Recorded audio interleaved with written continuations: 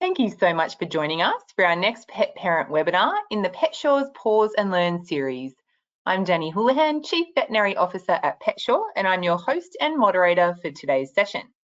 Today's webinar on pets, the best form of therapy, is brought to you by PetSure and Dr Nadine Hamilton. As a reminder, any advice is general only and is not considered your personal circumstances, so may not be right for you. Cover is subject to the policy terms and conditions. You should consider the relevant product disclosure statement or policy wording available from the relevant provider to decide if a product is right for you. Insurance products are issued by the Hollard Insurance Company and administered by PetSure Australia through our Authorised Representatives and our distribution partners.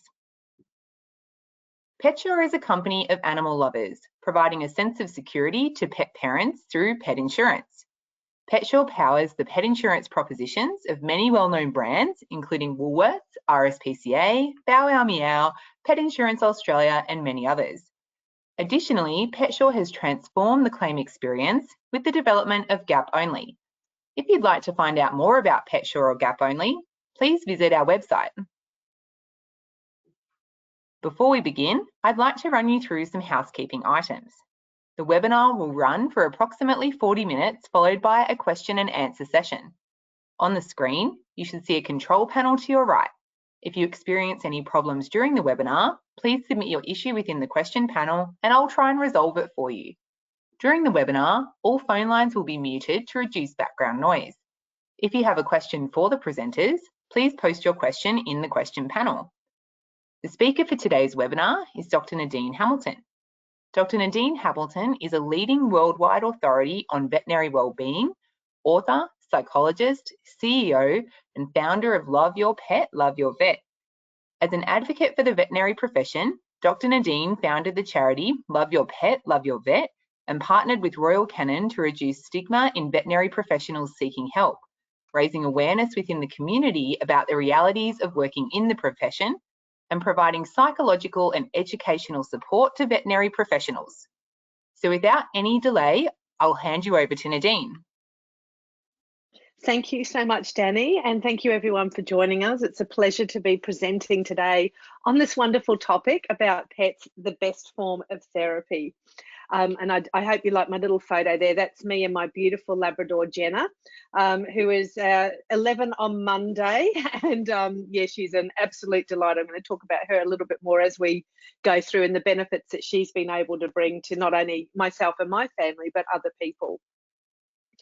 First, I just want to share this poster. I think it's so appropriate. The best therapist has fur and 4 legs. And as a psychologist myself, you know, who does provide therapy, I have no problem at all in advocating for our 4-legged friends as therapy. I just think they can be so beneficial to us, you know, and there's so many benefits and wonderful things that they offer us, you know, and I'm going to talk about them more anyway, but I could obviously go on forever and ever talking about how much, you know, how much we can benefit and we adore our animals, but I won't. I'll stop and keep moving forward. But I just wanted to share that with you because I thought it was absolutely beautiful. And in my opinion, it is so true.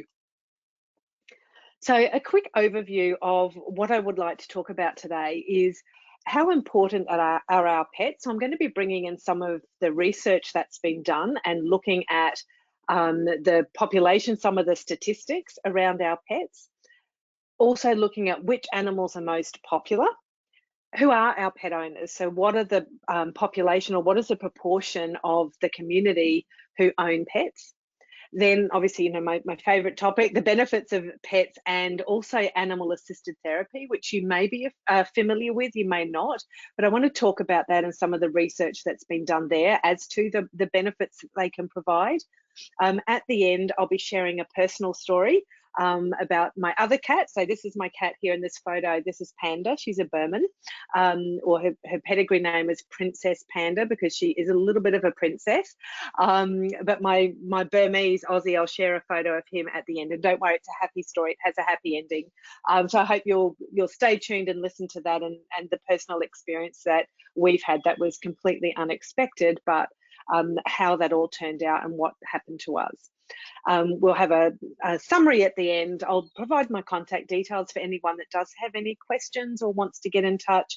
And then, as Danny said, we'll be going through to the little bit of a question and answer session before we wrap up. So, and I know this was pretty much covered, so I won't elaborate too much on that. It's suffice to say, yes, I completed my doctoral research into veterinarian wellbeing. I founded the charity Love Your Pet, Love Your Vet back in 2017. It actually launched our campaign with Royal Canin in 2018, and currently we're working on our next campaign. So if you haven't seen that, I strongly recommend that you do, just because we look at the realities of what goes on in the vet profession rather than just the myths and the perceptions that all our vets and nurses do all day is play with puppies and kittens. There is a really dark side to this profession that's quite alarming. My doctoral research was converted into a book, which has become a bestseller, Coping with Stress and Burnout. And I'm a pet mummy to Jenna, as you saw in the photos, Aussie, who you'll see at the end, and of course, Panda. I've always been a massive, massive pet fan. Wanted to become a vet myself, but I learned really easy on that I was way too queasy for that, and so I promptly got into psychology instead. But I'm so lucky and so fortunate to bring my passions together of helping people, but also helping the people who help our pets and care for our pets. So it's a really nice balance for me. So on to the juicy stuff now, and how important are our pets? So let's have a look at some of the statistics that are out there. And I've got a reference source for this at the end in case you want to look at the full document and all of the research in more detail. It's really quite interesting. But just to summarize a little bit on some of the statistics around pet ownership here in Australia. So we have roughly 3 in 5 of our households have a pet. So it's roughly around 61%, or 5.9 million people, if you want to put it into more context. So here in Australia, we have one of the highest rates of pet ownership in the world. There's nearly 29 million pets in Australia. This is pretty alarming when you think about it. That's more than our population. I think our population is around 25 million or 26 million. So to think that there are actually more pets than people in Australia is pretty huge, but it also goes to show the importance of our pets and how much we can benefit from them, whether we're using them as pets or whether they're, you know, working animals or not, you know, however we're using or adopting pets into our lifestyle, really. So it's a massive, I'm not sure if it's an industry is the right word to say, but it is massive, obviously, pet ownership within Australia. To think, you know, that the majority of households have at least one pet. So which animals do you think are going to be the most popular? I think it's a little bit obvious. Well, for me, it's really obvious. So it may come as no surprise. Ta-da! Me and my beautiful Jenna again. This is her being a little bit of a crazy. She's didn't like to sort of sit still for photos too well. So she thought it was more fun to flop on me so that she could roll over and have a belly rub, which you don't see in the photos. She's absolutely adorable and she's incredibly funny as well. But yes, dogs are the most popular pets here in Australia. So roughly 5.1 million dogs in Australia, or at least 40% of households that have at least one dog in the household. So some obviously have more, some have less. Again, depends, you know, if you're a dog person and how you treat them. It actually breaks it down in the research into the particular breeds as well that are most popular ownership. I think typically your retriever, so your Labrador retriever, your golden retrievers are very popular, but also some of the smaller dogs as well, particularly for those who may live in like apartments or units, or some of the elderly population who may not be able to have a big dog in the house, or they may not physically be able to handle a large dog in the house, but having, you know, a smaller dog, whether that's, you know, like a fox terrier or a Maltese or a Chihuahua, you know, there's certainly multiple breeds that are out there that are all providing help and support and benefit to their pet owners. Second to dogs, again, this may not come as any surprise, are, ta-da, cats. So here's my little pandy again. So roughly 3.7 million cats here in Australia, or around 27% of households owning at least one cat. I know in my mum's household, where there's there's a few people living there, I think they've got 4 cats there because they've had foster cats and everything as well in that household. I have obviously 2, but we have friends who don't own cats. Some people don't like cats, some people love cats. So it is a personal choice, but on average, dogs and cats are the most popular animal as pets here in Australia. So some of our pet owners, so who are our pet owners most likely to be? I think this is also really interesting as well, because it's easy to think that it might be, people who don't have commitments, like with children or extended family living there, or it may be elderly people who may be living alone. It's really quite open, the range of people. But it was found in the most recent research, which was either 2018 or 2019, that families, so 77% of families with children over the age of 6 and 82% of families with children within the 12 to 17-year-old range were one of the most likely cohorts to own pets here in Australia. So that's a lot when you think about how many families, and you think, that approximately 80% of families with children have at least one pet. Rural households make up around 70% of pet ownership. People who have a mortgage was around 70%. I thought that was quite an interesting statistic. That may be because some people who are renting may not be allowed to have pets in the home, whereas if you have a mortgage, if you own your own home, you have a little bit more of a say whether you want to get, a dog or a cat. It's also restricted as well. I know, in certain areas, particularly here on the Gold Coast where I live in Queensland, you're only allowed to have so many pets per household as well, and depends on the size of your block of land and all those sorts of things. So, I think that is quite interesting. And I know that unfortunately there are people renting houses that aren't permitted to own a pet. So it can be a little bit restrictive there. Households with 4 or more people, women, 64%. I also thought that was quite an interesting percentage, whether that's because women are generally more nurturing and, have that more nurturing thing. I don't know, why that would necessarily be the case. Does that demonstrate that women are more likely to love pets than males? I don't know. I'm not sure if the research sort of dug right into that. But I just thought, yeah, it's quite an interesting proportion there that they've sort of singled out that statistic. And also households with annual incomes over $50,000. Again, not sure if that is just due to the cost of actually owning a pet. As pet owners yourselves, you might understand that it's not always cheap. There are always unexpected expenses that can come up. There are obviously the expected expenses, their routine care and treatment that come into it. So it may be that people can't afford to own a pet and they realise that and choose not to.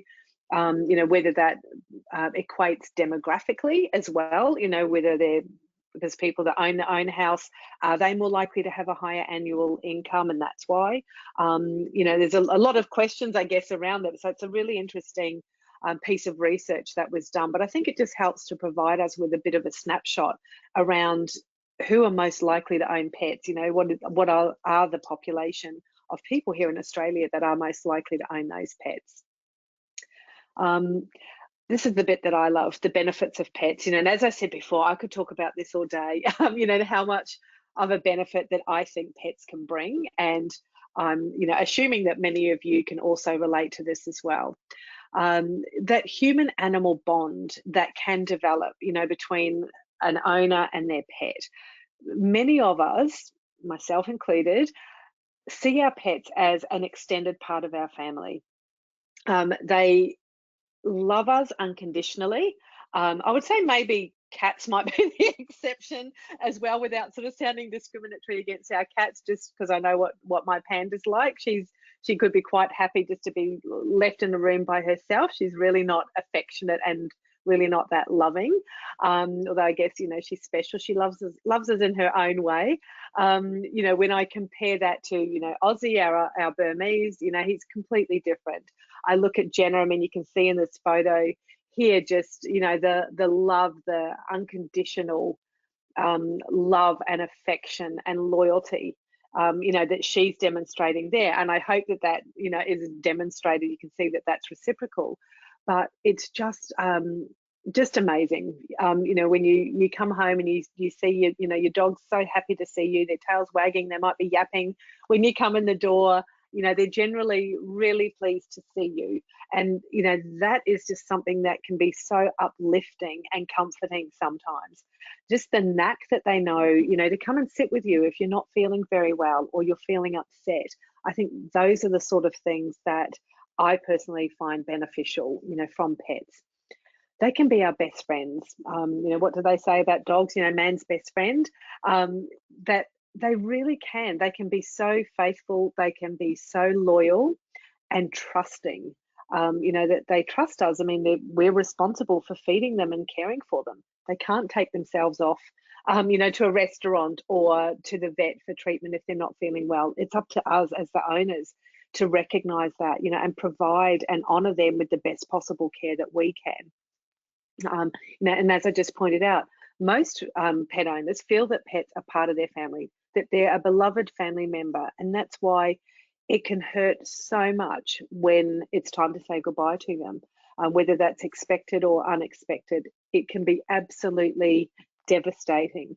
And as a psychologist who used to provide pet loss and grief counselling support to pet owners, I was quite alarmed and, you know, had experienced it myself when I've lost pets, at some of the attitudes of people that I don't think are clearly pet people. They don't necessarily understand that this is like losing a member of your family.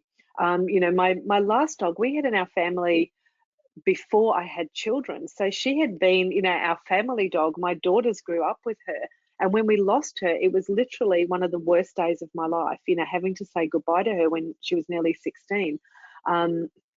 It's just devastating. And it's, I think that's sort of part of that human animal bond that we develop. You know, it's just that unconditional love. I'm not sure, maybe you can describe it in a much better way, like how you would describe the love that you have with your pet. And it's next level. I have no words, I guess, to try and explain, you know, how I feel about the benefits that you get and the love you have with a pet. I think it's also nice to point out like how helpful pets can be as well, and particularly during, you know, obviously this unprecedented year where we've had COVID and the restrictions. There's been a lot of memes out there and funny pictures of dogs saying, no, I'm not going out for another walk today. You know, when people were in lockdown or in isolation and they were only allowed, you know, to exercise the dog, you know, so every family member wanted to take the dog out for a walk just because they wanted to get outside. So, you know, that's one of the benefits that pets have been able to provide. They help with not only that companionship, that friendship, that loyalty, but they help to keep us fit. You know, if we have to exercise, particularly, you know, if we're walking our dogs or exercising our dogs, that if we're physically walking with them as well, we get the benefit out of that. You know, we're out there getting fit and we're getting out there and getting into some fresh air, perhaps getting out into nature. It also can help with social engagements with other people. If you, and again, I'm just restricting this to dogs, but it may be the case if you own horses and go to horse shows or horse events. If you take your dog, you know, and you're walking and you go to a dog park and you start talking to other people, you know, there can be the social aspect out of it. You know, when we take Jenna on her walk, there is a lot of people around that we see, you know, also out walking their dogs. We have quite a lot of Labradors in my suburb, and it's quite interesting to see the dogs. Like I see Jenna looking, and you know, I think there's like 3 or 4 black Labradors that we see quite often on our walks, and they all stare at each other as if to say, "Oh, are you my brother or sister?" They seem to recognise each other, but just having that, when you sit there and you say hello and you're patting somebody else's pet, it's quite a nice way to sort of be within the community, but it just helps with those social engagements. And not to mention the physical and mental health as well. And I'm going to talk about that a little bit more when we talk about the benefits of animal assisted therapy. So some of the benefits of owning a pet: the physical fitness, as I was just mentioning, our psychological health, knowing that if we can sit there, if we're feeling distressed, and just being able to just blare, and get it all out and talk to your dog or your cat, or it might be your bird, it might be a fish, it might be your horse, whatever that animal is, just being able to talk. Again, they're not judging you. They're not criticizing you for anything. They're just there. They're just listening. They might look at you and they might just close their eyes and go to sleep. But it's just that physically being able to just vent and get it out, or just, I think dogs have a really uncanny knack of doing this as well. They know when to come and sit next to you when you just need, to pat them. Jenna did that brilliantly in our animal assisted therapy course that we ran. And again, I'll share that with you shortly. Also, there's been research there showing how they can help to develop the immune system as well as cardiovascular health, lowering blood pressure, promoting exercise, promoting optimism, and again, having a direct impact on people who are experiencing anxiety and depression.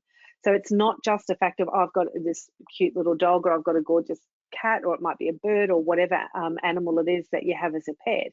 There are proven benefits there to owning pets, and obviously having that rapport with them. I don't mean just having them outside and leaving them to their own devices and neglecting them, obviously. So, this is, that good, responsible pet ownership that we're talking about here. And I love this. I love it about pets. And again, I just think dogs are sort of just that next level up. But generally, pets don't care. They don't care if you've got smelly breath. They don't care if your hair's an absolute mess, if you're not wearing makeup, if you're just in your tracksuit pants and slippers. They don't care. They're not judging us. And I think we can learn a lot from our pets in that way. And there's a favorite quote of mine, and I'll probably get it wrong, but it's along the lines of, be the person your dog thinks you are.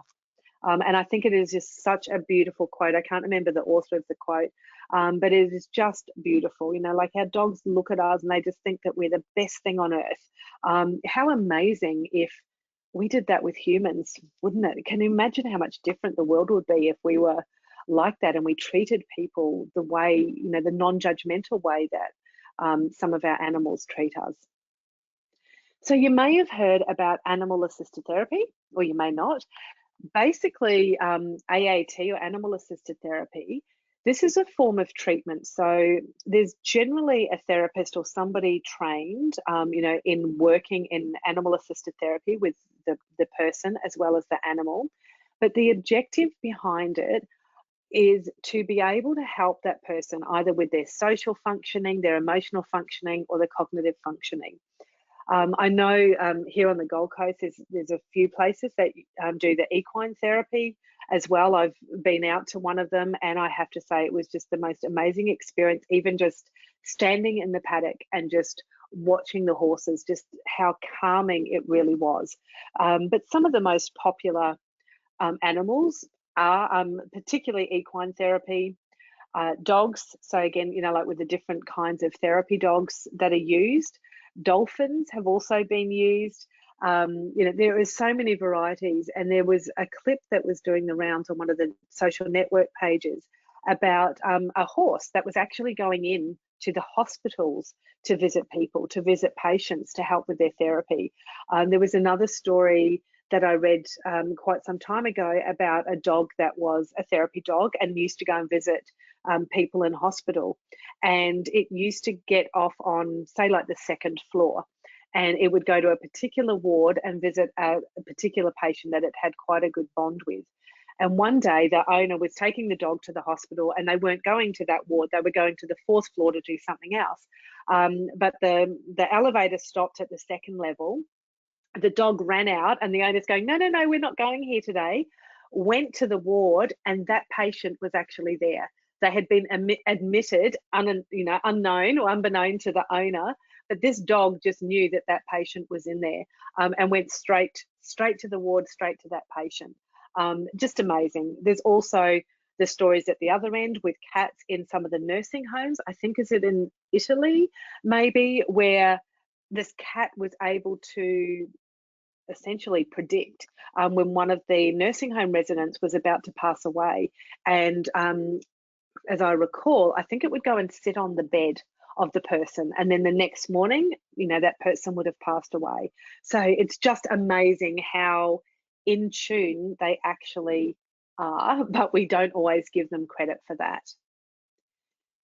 There's extensive research, again, supporting the benefits psychologically and physiologically of animal-assisted therapy. And some of these I find are significantly like, wow, this is quite amazing. Who would have thought that there would be this many benefits? But some of those are that general lowering of blood pressure and our levels of cholesterol, using less medication. So, you know, whatever the medication is required for, generally like having pets and having them, you know, used in this way can reduce the amount of medication required, as well as the amount of visits to the doctor. There can be a faster recovery from illness or surgery as well. I know my cats, they just know, you know, if one of us in the family are unwell, and we're lying down on the bed, they'll come and sit on the bed, both of them, you know, and they're just on the end of the bed, or they come up next to us. You know, that's not always the norm for them to do that, but they just know. Or if, you know, someone's feeling a little bit upset, Jenna is the exception to the rule, but even the cats tend to pick up on it, and they're around us a lot more. They'll follow us around a lot more. It's just amazing. Being able to deal with stressful situations a lot better as well, and also heart disease risk factors. So some of those associated risk factors with heart disease have been shown to be lower, but there's still more. Aging is decreased through obviously the physical exercise, the socialization. We know as well that a good social support and having a good social network is a protective factor for our mental health. So if we're able to go out, even if we live by ourselves and we don't have social support like of friends or family close by, if we're out there and engaging in that physical exercise and socializing with, maybe it's other pet owners, or it's people that ask, oh, could I pat your dog? Or, you know, those kind of events that are happening has again been shown to help that increased mental functioning and a subsequent decrease in aging. Pet therapy, obviously providing many benefits of ownership, which can be really important for people who are entering either an aged care facility when they feel like they have had to leave their pet behind. So I know there are a number of aged care facilities where they have pets in there. They might have a resident cat, as I said, like the one I think that was in Italy, or some will bring in, you know, some of the dogs that go around and visit with their residents there.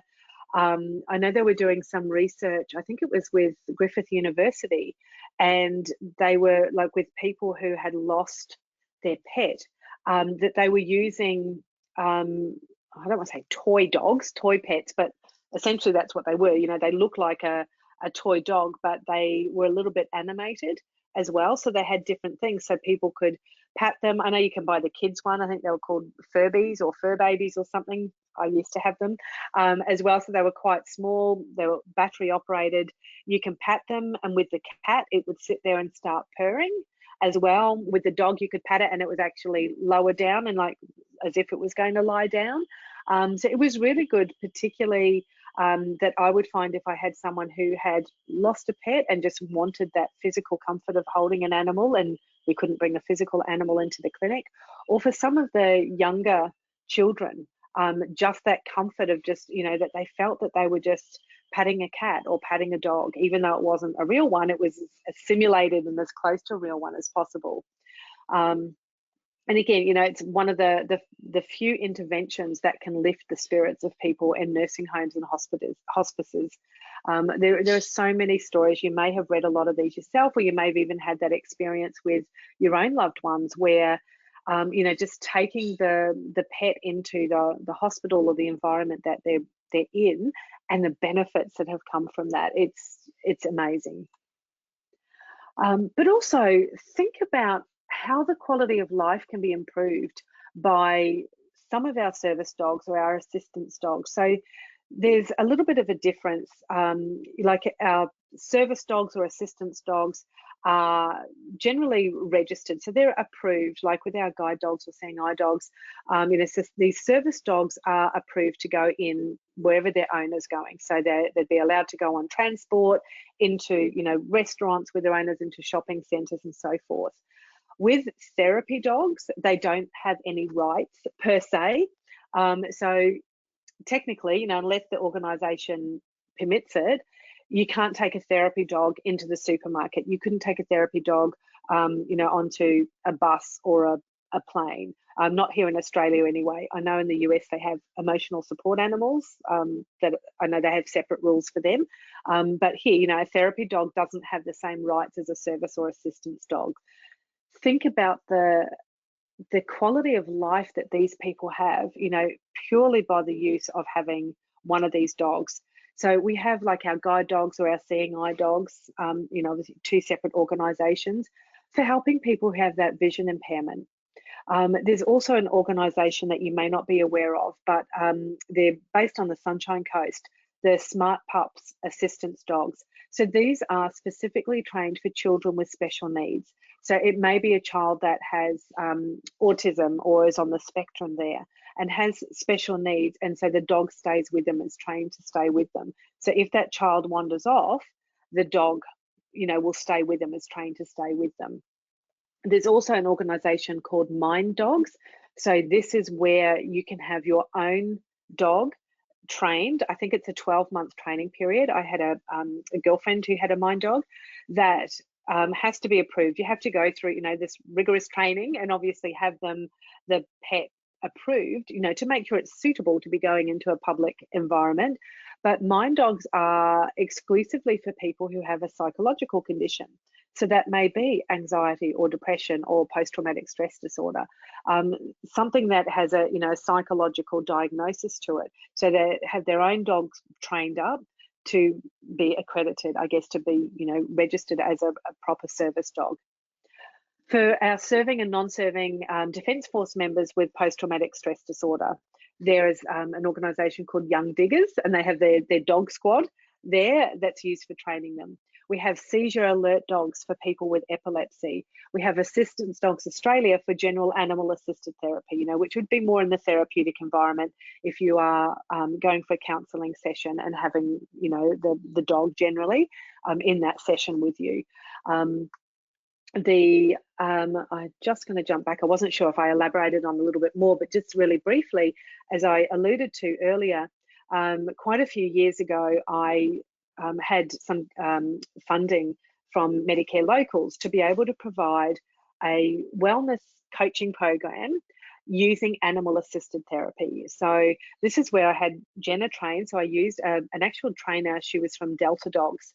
She was a qualified trainer with Delta Dogs. I'm not sure if you've heard of those, but they go into some of the nursing homes and hospitals as well. I believe that they're also in the United States as well as here in Australia.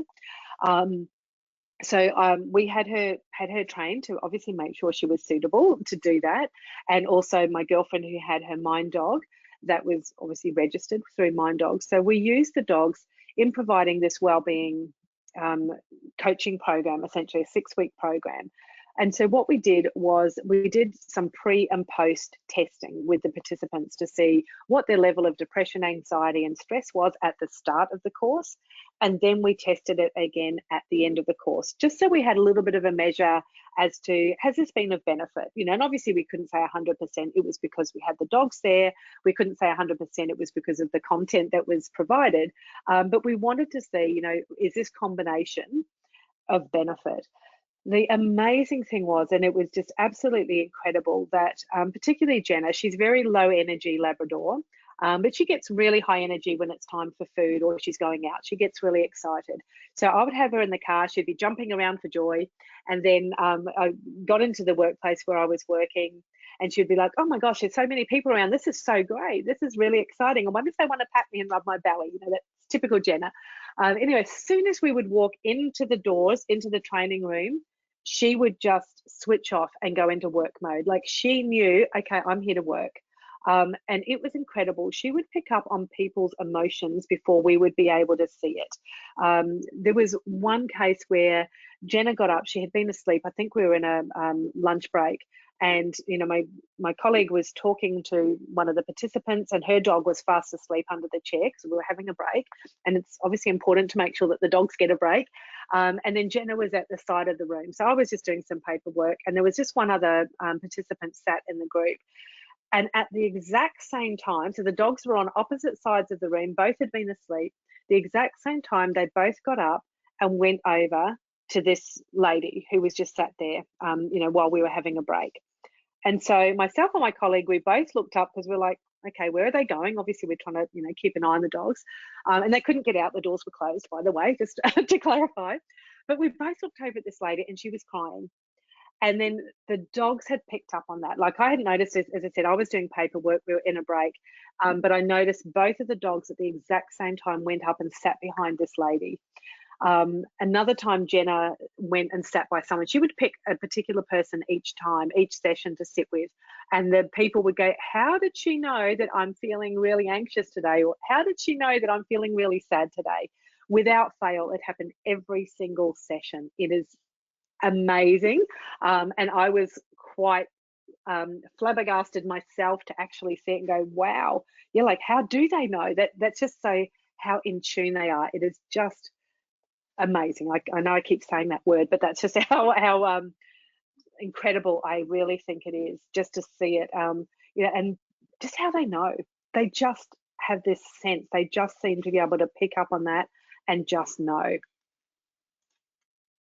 But it's also important, I think, just to sort of end on a bit of an important note, that we all know, for those of us who are pet owners and adore our pets and, you know, as I would like to think, responsible pet owners, there are so many benefits to owning a pet, but it's also important to remember that we do need to make sure that we're looking after their health and well-being. You know, that's our responsibility as their owner or as their carer.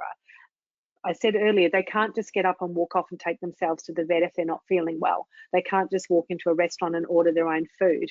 You know, so that's part of our responsibility. We need to make sure that we can provide appropriate and adequate care for them. We need to make sure that we are providing them with a nutritious diet, you know, and a healthy, nutritious diet. And that would be something, you know, I would highly recommend speaking with your vet about, to make sure that the diet that you have your pet on is the most appropriate. I understand not everybody can afford, you know, to be paying a lot of money, you know, for high-end products, but speak with your vet about getting something that is appropriate. It may be that there are things that you can do that you don't have to buy a really, really high-end product. It may be that this particular product here is just as suitable if you are on a tight budget. You know, it's more important to make sure that you are getting that nutrition in there. And again, you know, my advocacy is around our veterinarians or our vet nurses, you know, who are the experts in that area. We also need to make sure that we can afford their veterinary care. So, you know, whether it's annual vaccinations, desexing, you know, obviously is a one-off, but it depends how many pets that you have as well. Their parasite control, you know, making sure that they've got their tick prevention, their worming prevention, all of those things that are coming into it. Having their health checks, you know, so generally, you know, I know when I take our pets to the vets, you know, when we go for their annual vaccinations, they have a health check. You know, they check their teeth, they check everything while they're there. But also accidents and illnesses, you know, you need to expect the unexpected, because you just never know when something is going to crop up. Pet insurance, and yes, I'm well aware that we're doing this presentation here through PetSure, and I can absolutely promise you that I wasn't told to say this.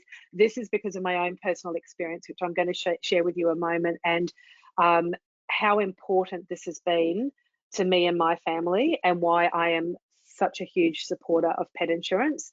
You need to be aware of boarding costs. If you're away from the home, you know, who's going to look after your animals? So you need to make sure that that care is there, as well as their, you know, appropriate, like making sure that they've got adequate bedding, you know, your collars, your leads, your registration with your local council, all of those sorts of things. So it's not just a matter of going out and buying an animal, a pet, and then that's it. You don't have to spend any more money.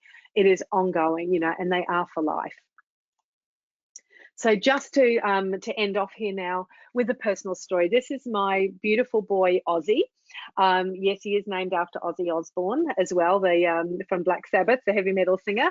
That's a long story, but he sort of acts the part as well sometimes as well. So he's our little Burmese boy, and had always been incredibly healthy. When was that? Last year, end of October. I think it was. So he turned 9 in December, so it was just before he turned 9. He was diagnosed with diabetes, and he went downhill rapidly. So we sort of knew that there was something else going on. I am beyond grateful for the incredible vet team that look after my pets. That they sort of said, look, we actually found a lump, and we're concerned we don't have an ultrasound capacity here. He needs to go to the specialist centre and have that ultrasound, because we are concerned and we can't detect from x-ray what's actually going on. So we went across to VSS, the specialist service here on the Gold Coast, who I also think are amazing. And they did ultrasounds, and I know this is quite funny. I guess the funny part out of it, they said, actually, the good news is we just think it's just a poo. that's in there. So that was really encouraging. And sorry if that's a little bit too much information.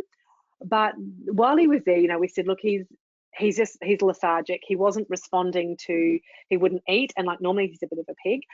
He wouldn't eat. It was like he had nothing left.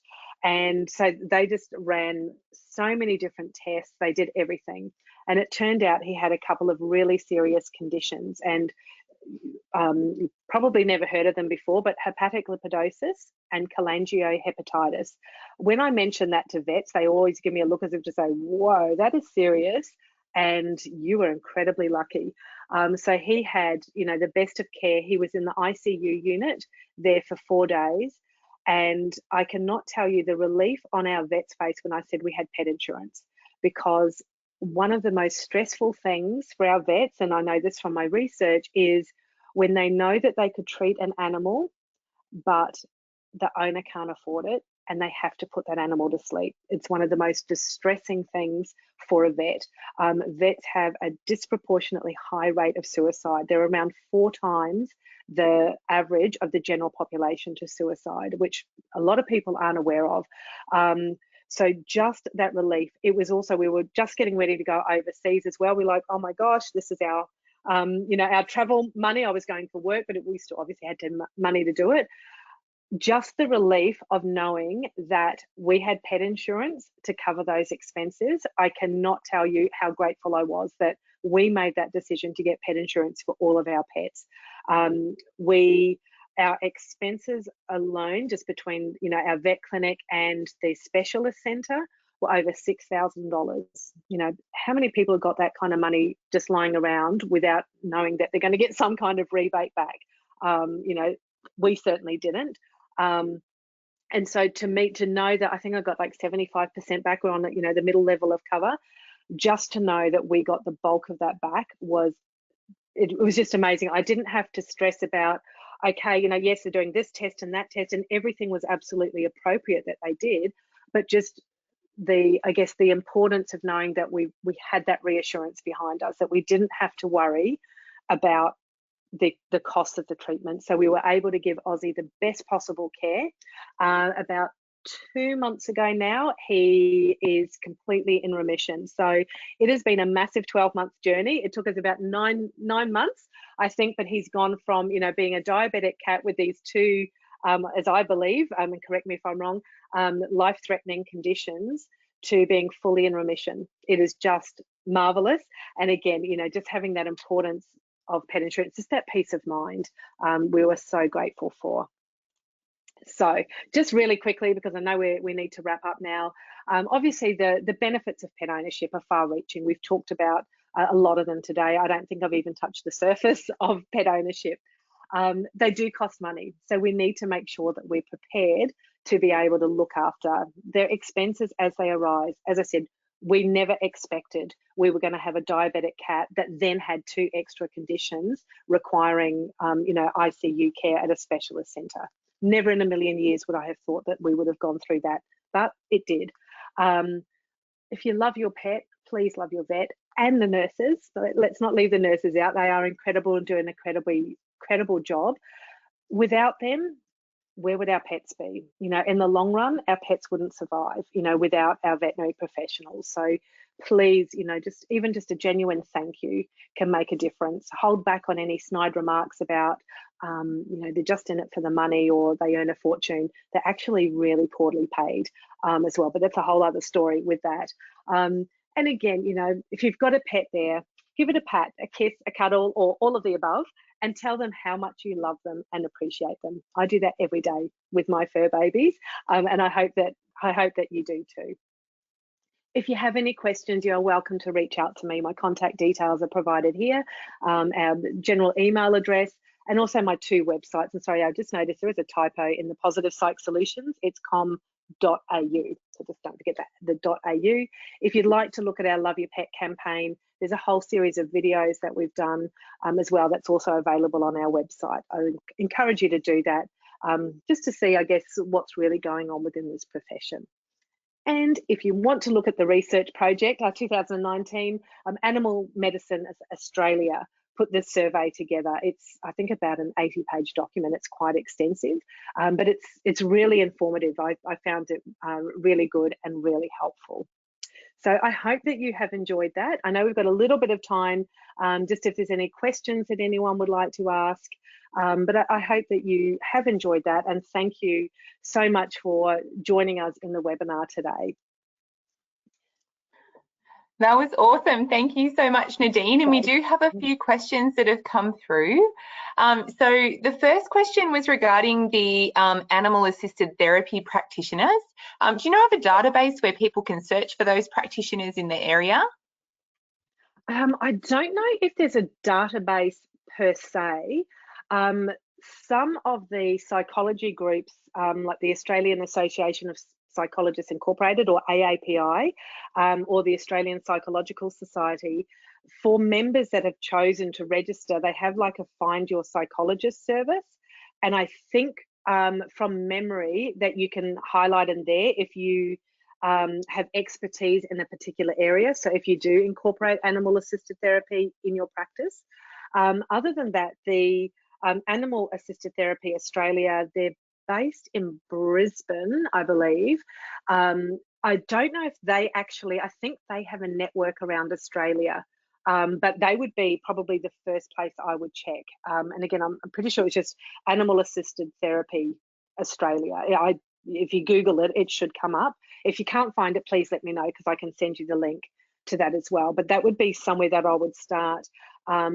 Again, depending where you are, I know I have a psychologist colleague in Brisbane that uses her little sausage dogs in her therapy sessions, and I also have a colleague in Sydney. I think he's in Miranda and Rose Bay, that they've been training a little French bulldog, I think he is, little Roy, that they've been using there in their practice as well.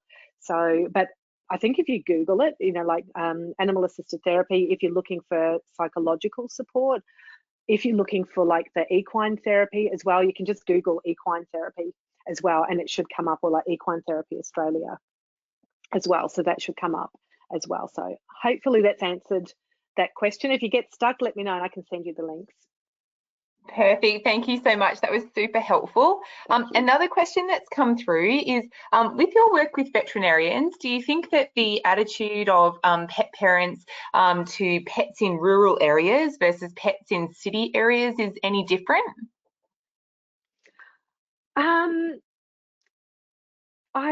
I'm not sure, actually. I haven't really broken it down, in as much as just knowing that the vets that are in those rural areas can have a lot more pressure on them, because one of the requirements with the registration boards is to have that 24/7 hour service. So I've actually had a client who was in a rural area, was a solo vet in the practice, but was expected to provide an after-hour service, like on-call service, in addition to the day-to-day services. And so that creates a lot of stress and a lot of pressure from that perspective. I've also had a client, unfortunately, has had a weapon pulled on her in a rural area, you know, from a client that didn't want to pay the bill. I don't know that there would be a difference, because I know just holistically the relationship between the client and the vet staff can make or break the job. So one of the other major traumatic factors for the vets that contribute to their high rate of burnout and suicide are those clients who are difficult. You know, those clients that might use threats, they might use emotional blackmail, they make snide remarks.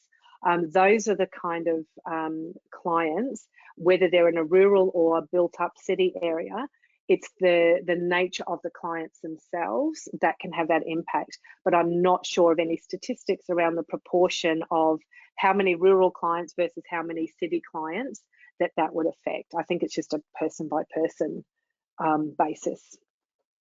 I hope that answers the question. Perfect. Thanks for that, Nadine. And then next question, and appreciate that you can't give a personalised advice, but this pet parent has a daughter who has a beautiful golden retriever as her emotional support animal. And when they go out to areas where the golden retriever can't follow, like restaurants, etc., their daughter struggles a little bit being separated from this retriever. Any suggestions about how people that are using their pets for support can cope when they're away from them for short periods?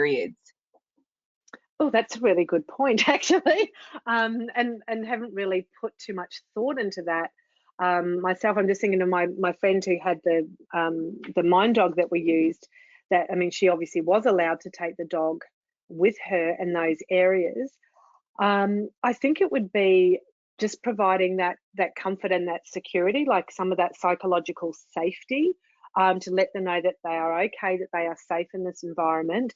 Maybe having some appropriate coping strategies that may come from a therapist for being able to cope while they are away from the dog, so that they're not 100% reliant on the dog. It may also be that if that is too difficult, can you find, you know, pet friendly areas? And maybe that your favorite restaurant doesn't allow pets, but maybe there is another restaurant that's nearby that will, you know, and maybe it's about that compromise going in there. But it could be important, again, obviously I don't know the circumstances, but you know, providing the pet owner, you know, who has the emotional support dog with adequate support to make sure that they know how to cope in situations where they are separated from the animal. Again, obviously it depends on their whether there's intellectual impairments or what the nature of that is. But I would say trying to help that person to cope with that, just that reassurance that everything's okay, or just limiting the amount of time, you know, that they are away, and then building up on that. So it may be, you know, let's just try 5 minutes today where we leave the house and we just go to the letterbox and then come back, you know, and then next day it might be going down to the end of the street and back, sort of just practicing a little bit of that, like that separation anxiety, like we often do with our pets. You know, those kind of things might also be good suggestions. That's great advice. Thanks so much, Nadine, and thanks to everyone for all of those questions. Unfortunately, we're out of time today. Thank you again for attending the webinar. We hope you enjoyed the session. A very special thank you to Nadine for putting today's presentation together and for giving up her time to share her knowledge and experience with us. Please remember to register for the next Pause and Learn webinar, the 12 Perils for Pets at Christmas with Dr. Claire Sharp on Wednesday, the 18th of November. If you'd like to learn more about Gap Only, PetSure, or the Pause and Learn webinar series, please follow us on social or visit our website. Have a great day, everyone, and thank you so much for joining us. Thank you.